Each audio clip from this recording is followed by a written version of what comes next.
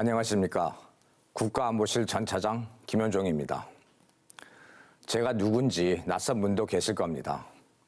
얼마 전 요소수 품귀 사태가 벌어졌을 때 사우디아라비아에 가서 요소수 6,000톤 제조가 가능한 물량을 확보한 사람이라면 그 사람하고 반가워할 분들이 계실까요? 요소수 품귀 사태가 온 나라의 물류를 일시 정지시킬 거라고 누가 예상했겠습니까? 그런데 요소수가 아니라 식량과 석유였다면, 혹은 총각을 다투는 안보 관련 정보였다면 과연 어떤 일이 일어났을까요? 우리의 안락한 삶을 위협하는 것은 크고 작음을 가릴 수 없습니다. 문제는 항상 예측할 수 없는 곳에서 터지고 수습하려고 할 땐 너무 많은 대가를 치러야 합니다. 우리가 부족한 것이 많아 다른 나라의 힘을 빌려야 할 땐 더 그렇죠. 한미 FTA를 비롯해 국제협상터는 총알만 오고 가지 않았을 뿐 치열한 전장과 같습니다. 때문에 벼랑 끝 외교 협상에선 양복 입은 글라디에이터의 각오로 임해야 합니다. 한치도 물러설 수 없는 외교 안보 전선을 누비며 저는 한 나라의 리더, 대통령의 자질에 대해 많이 고민했습니다. 과연 어떤 대통령에게 우리 민족과 국가의 운명을 맡겨야 할까에 대한 고민이었습니다. 한치 앞을 내다볼 수 없는 국제 무대에서 살아남기 위해 대통령이 갖춰야 할 능력이 많지만 저는 두 가지는 반드시 갖춰야 한다고 생각합니다. 하나는 맞아 죽지 않는 능력이고 또 하나는 굶어 죽지 않는 능력입니다. 맞아 죽지 않는 능력은 외교 국방이고 굶어 죽지 않는 능력은 기술 산업 통상이죠. 이것을 모두 융합한 것이 바로 안보입니다. 그래서 우리나라 대통령에게 최우선으로 요구되는 것이 바로 안보 능력입니다. 소용돌이 치는 동북아에서 얼음판을 걷듯 불안한 국제 무대에서 눈에 보이지 않는 수많은 것을 예측하고 결정해야 하는 국가 안보는 풍부한 경험에서 나오는 통찰력이 필요합니다. 대통령이 모든 걸 다 할 수 없으니 보좌관을 잘 두면 된다고 생각하는 건 정말 위험한 일입니다. 대통령의 자리는 결코 누가 대신 해줄 수 있는 게 아닙니다. 결기와 강단이 있고 생존 지능과 내공이 있어야 합니다. 위기를 자력으로 극복하지 못하면 국민의 삶은 위태로워집니다. 고달파집니다. 1997년 우리의 운명을 남의 손에 맡겼던 IMF 외환위기를 떠올려 보십시오. 당시 국가 부도의 상황에서 집안의 아기 돌반지까지 꺼내 위기를 극복했지만 오랜 시간 고통의 시간을 보내야 했습니다.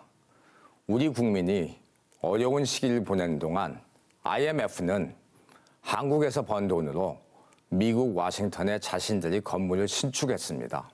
알아야 합니다. 대통령은 그냥 알아야 하는 수준이 아니라 많이 알아야 합니다. 실력이 없으면 무너지고 모르고 무시당하면 회의장에서 퇴장당하는 수모는 물론이고 빈 털터리가 됩니다. 아무것도 얻지 못하면 그나마 다행이고 우리 것을 눈앞에서 잃게 되는 일이 벌어집니다. 20대 대통령이 취임한 뒤 바로 5월 미국 바이든 대통령이 방한할 예정입니다. 이때 차기 대통령은 바이든 대통령과 대북, 대중, 정책을 둘러싼 한미 공조에 대한 논의를 해야 합니다.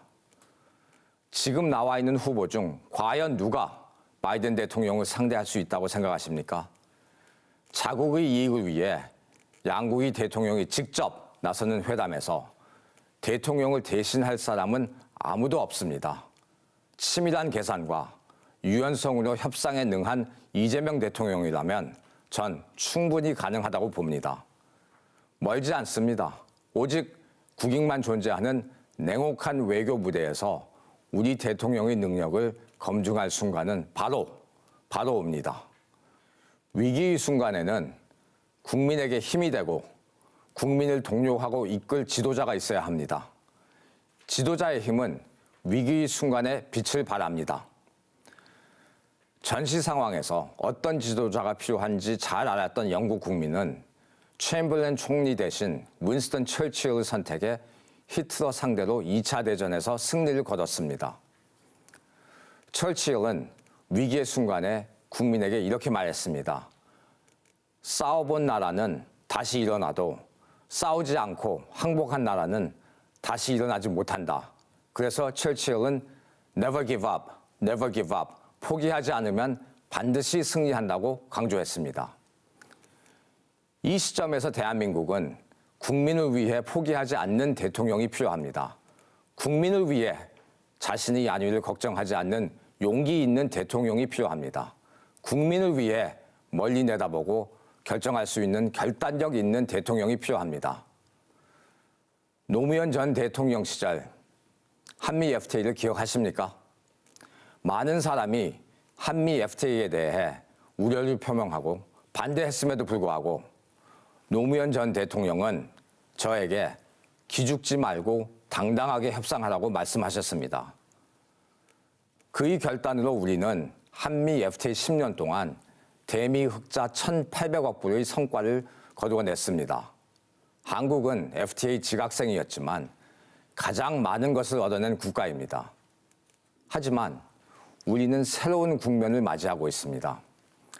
세계 경제 패권을 차지하기 위해 무섭게 내달리는 중국, 그런 중국을 견제하는 미국, 지역 맹주로 등장하는 러시아, 그리고 호시탐탐 기회를 노리는 일본, 여기에 핵을 고집하며 자력 갱생을 추진하는 북한, 요동치는 국제 정세에서 우리 것을 지키고 살아남기 위해 치밀한 계획, 폭넓은 지식과 풍부한 경험, 무엇보다 국민을 위한 것이 무엇인지 치열하게 고민할 수 있는 대통령이 지금 우리에게 필요합니다.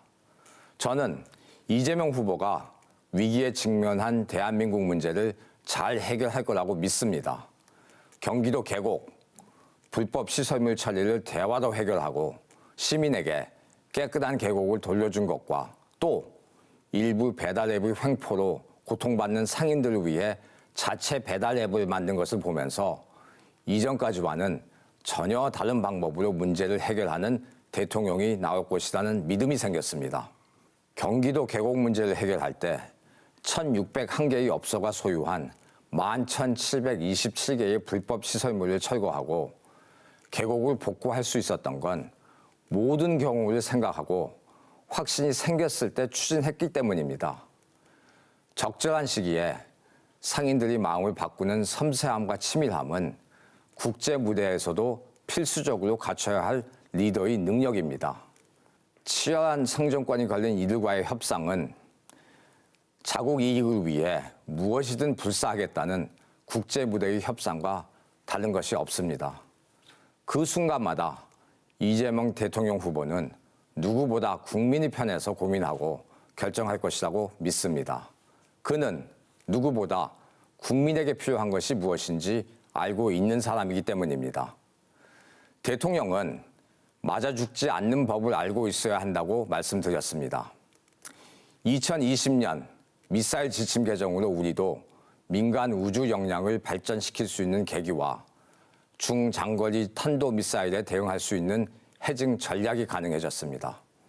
수많은 노력과 시간을 들여 우리가 미사일 자주권을 갖게 된 것처럼 차기 대통령은 한미 동맹 틀 내에서 우리 역할을 확장하며 그로 인해 나오는 외교 공간을 최대로 활용하는 전략을 마련해야 합니다.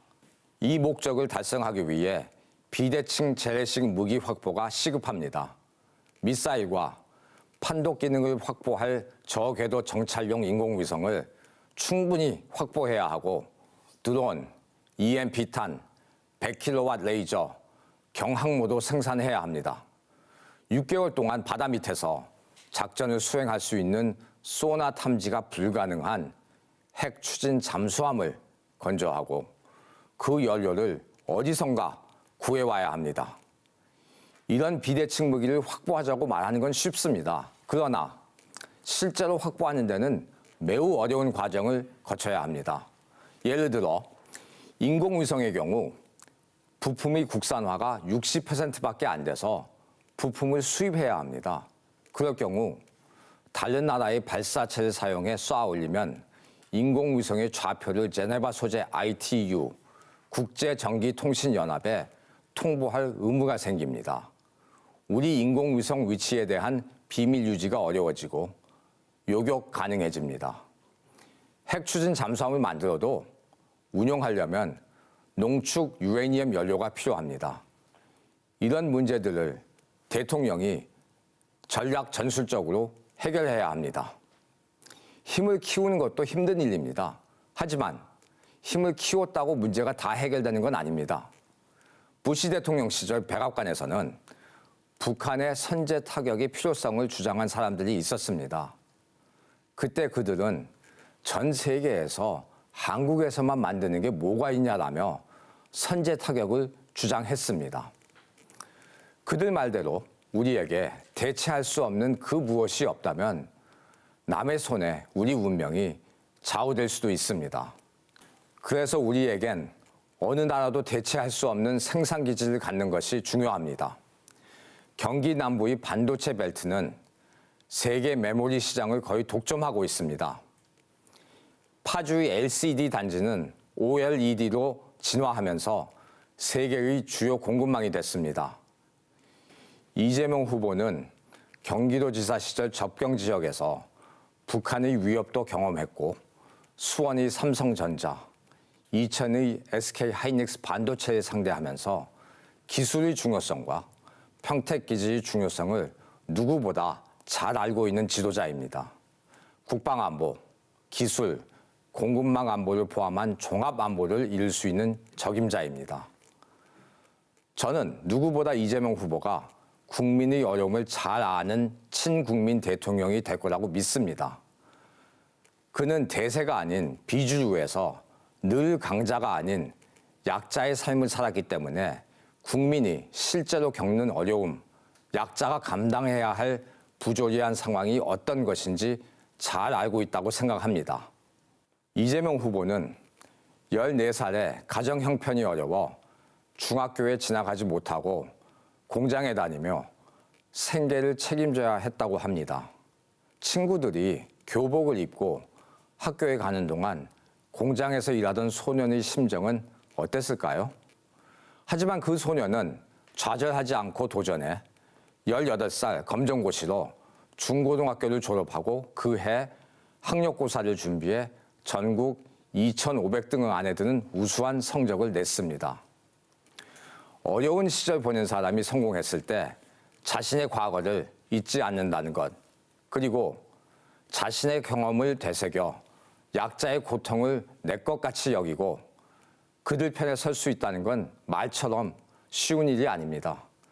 경기도지사가 되어서도 자리와 권력에 연연하지 않고 시민을 위한 정책을 추진해 95% 이상의 공약 이행률을 달성했는 것만 봐도 우리는 그가 충분히 국민을 위한 정책에 온몸과 정성을 다할 것이라는 걸 알 수 있습니다.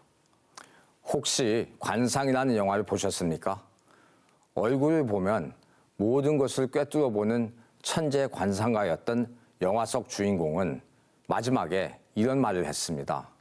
나는 파도만 읽었지 파도를 만드는 바람을 못 읽었다. 우리나라의 차기 대통령은 파도와 바람뿐만 아니라 파도 밑에서 흐르는 조류까지 읽고 나라의 방향키를 잡아야 합니다. 우리 외교는 남북 갈등이 파도라면 바람은 지정학적 위치입니다. 그리고 밑에 흐르는 조류는 미국과 중국의 패권 경쟁입니다. 이것을 볼 수 있어야 우리 외교, 안보, 산업 통상을 보호하면서 우리를 업그레이드 할 수 있습니다. 대한민국은 세계가 놀랄 일을 거듭해오며 성장했지만 지금 우리는 세계에서 가장 낮은 출산율을 기록하고 있고 빠른 고령화로 생산 인구가 감소하고 있습니다. 새로운 성장 동력이 나타나지 않아 2010년 이후 수출 10대 품목에 변화가 없었을 뿐만 아니라 경제 성장 요인이 줄어들고 있습니다. 대책이 없었던 게 아닙니다. 실천이 부족했을 뿐입니다. 지금까지의 방법과 다른 혁명적인 변화가 적시할 때입니다. 우리가 우위에 있다고 생각하는 반도체 시장도 새로운 변화가 필요합니다. 전 세계 반도체 시장은 메모리 25%, 비메모리 시장 점유율이 75%를 차지하고 있습니다. 25%의 메모리 시장은 우리가 72%를 차지하고 있지만 75%의 비메모리 시장에서 우리 기업들이 차지하는 시장 점유율은 6%밖에 안 됩니다. 우리도 비메모리 시스템 반도체에 집중해야 합니다. 미래를 대비한 기술을 쌓아야 합니다.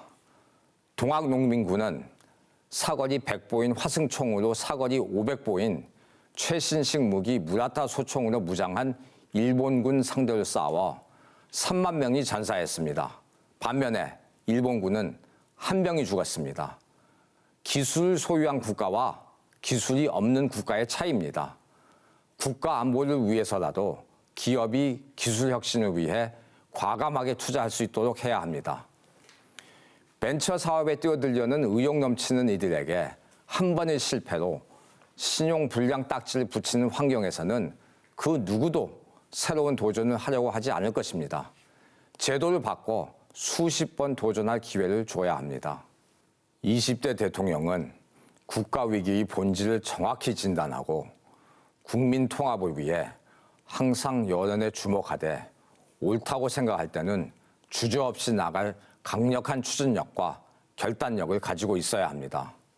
지금 G5 진입을 눈앞에 둔 우리는 꽃길만 걷지 않았습니다. 수많은 가시밭을 어렵게 걸어왔습니다. 유경수 여사와 손을 잡고 눈물을 흘렸던 파독 간호사와 광부, 맹호 청룡 백마, 백구, 비둘기, 음마, 십자성 마크를 달고 베트남 전쟁에 참여했던 참전 용사들, 중동에서 땀 흘리며 대한민국의 역사를 만들었던 노동자와 6, 70년대 수출 드라이브에 기여한 근로자들, 민주주의를 위해 희생한 시민들, 이들의 피와 땀과 희생이 있었기에 가능했습니다. 그래서 여기서 멈출 수 없습니다. 위대한 대한민국을 만든 국민 여러분, 이번 선거에는 부디 대한민국을 위해 투표해 주십시오. 경청해 주셔서 감사합니다.